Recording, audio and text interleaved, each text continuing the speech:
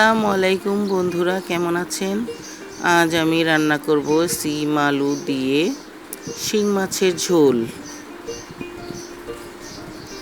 প্রথমে আমি পেঁয়াজ বাদামি করে ভেজে একটু মরিচের গুঁড়ো, হলুদের গুঁড়ো আর একটু আদা রসুন দিয়ে, আমি তো বলেছি শিং মাছের তরকারিতে আদা রসুন দিতেই হয়, না দিলে শিং মাছের ফ্লেভারটা আসে না। আদা রসুন দিয়ে কষিয়ে এর মধ্যে মাছগুলো কষিয়ে নেবেন। এখন আমি মাছগুলো তুলে ফেলেছি। আমি প্রথমটুকু, আমার আজকে হাতে অনেক কাজ, তাই প্রথমটুকু আপনাদের দেখাতে পারলাম না। আমি মাছগুলো তুলে নিয়ে এখন সিম আলু আর টমেটো দিয়ে দিচ্ছি।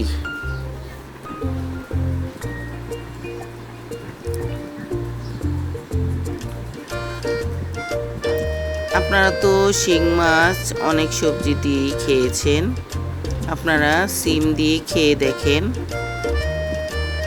অনেক স্বাদ।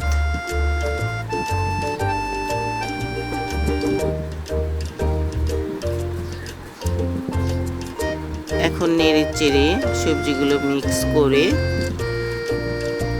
এর মধ্যে টমেটো দিয়ে একটু সিদ্ধ হবার জন্য পানি দিয়ে দেব।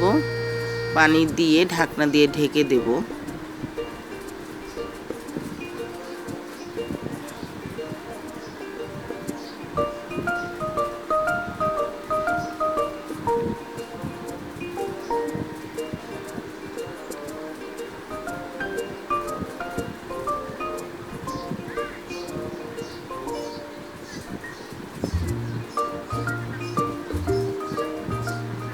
টমেটো দিয়ে দিলাম।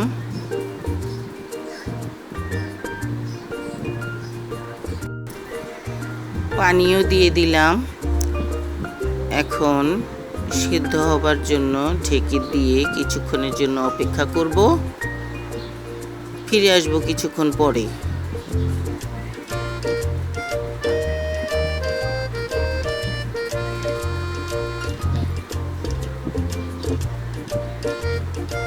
দেখুন আমার সিদ্ধ হয়ে গেছে। এখন আমি মাছগুলো দিয়ে দিয়েছি। মাছগুলো দিয়ে একটু বলক উঠলেই এর মধ্যে ধনেপাতা দিয়ে দিচ্ছি। আমার এখন পরিবেশনের জন্য রেডি।